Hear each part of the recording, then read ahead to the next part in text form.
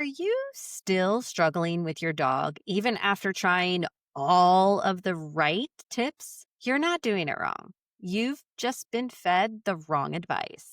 Welcome to Straight Up Dog Talk, the podcast helping burned out pet parents who feel stuck with their pup finally let go of the guilt, learn to communicate, and build the bond you've always dreamed of through a partnership based approach that combines training, nutrition, and enrichment instead of chasing the quick fixes that don't actually work.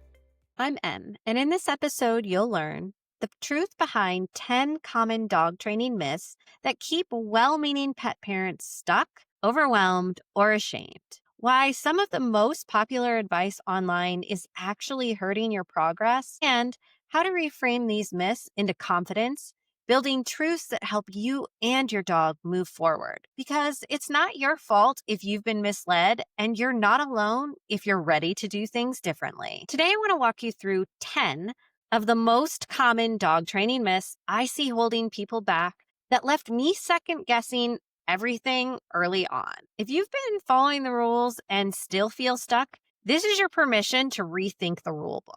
Number 1, you just need to be the alpha.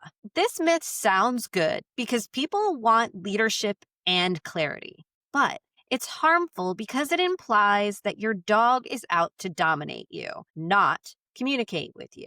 When Fitz started reacting to everything, I had people telling me, show him who's the boss. But I wasn't dealing with a power struggle. I was dealing with fear, overstimulation, and unmet needs. The moment I stopped trying to dominate him and started trying to understand him, everything changed. So what you actually need is structure, communication, and clarity, not power trips. Number 2, all dogs need daily walks. This sounds good because exercise is important, right? But it's harmful because walks aren't the only or even the best way to meet your dog's needs, especially if your dog finds them stressful. I used to drag Fitz on walks thinking it was my responsibility. Every time we both came home, even more stressed out. The turning point came when I realized enrichment, indoor play, and structured games calmed him more than any leash walk ever could. To meet your dog's needs in a way that they enjoy, not just what social media says is normal, is the only thing that you actually need to do for your dog. Number 3, ignore bad behavior and it will go away. Of course, this sounds good because it's simple and sounds science-based, right? But it's harmful because ignoring communication, especially distress, doesn't build trust. It breaks it. When Toby was younger, he would growl and snap at guests. Someone told me to ignore it and not reinforce it. But that growl was his way of asking for space, and ignoring it escalated his fear. Now I thank him for that growl. It's information, not misbehavior. And he only growls at people that make him feel unsafe. For the most part, he's happy to be friends with anyone. And that is why it is such an important warning sign. So all you actually need to do is acknowledge the behavior, understand the need or the message underneath it, and respond with clarity and safety. Number 4, let them cry it out. They'll get over it. This sounds good because it's fast and we assume dogs are resilient, but it's harmful because it creates panic, not confidence. I'll never forget the time I left Fitz in a new crate for the first time and tried to wait him out. He tried to chew out the bars, he howled, and he was soaking in drool when I finally came back in the room. He didn't get over it. He lost trust. Now we build things slowly with him. All you actually need to do is create a plan that builds comfort, trust, and confidence without panic or pressure. Number 5, training should fix your dog. This sounds good because we want solutions, and that sounds like a solution. However, this is harmful because it assumes that your dog is broken and that you're failing if they're not perfect. I used to treat training like a fix-it list. Sit, check. Stay, check. Come, check. But no amount of obedience changed Fitz's emotional needs. What he needed was a relationship, not a checklist. And what you actually need is a partnership, not perfection. Behavior change is about support, not control. Number 6, they're just being stubborn.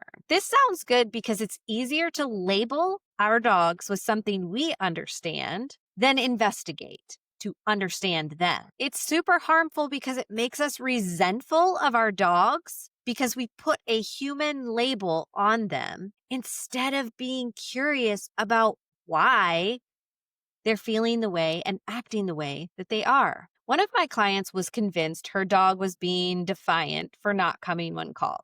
Turns out he was afraid of slippery floors near the back door. Once we added some mats and some rugs, he came running, not stubborn, just scared. All you actually need to get through these moments is curiosity and compassion, not blame. Number 7, don't use food they should work for praise. This sounds good because it's rooted in outdated ideas of loyalty. It's harmful because it ignores science, motivation, and the joy of working with your dog.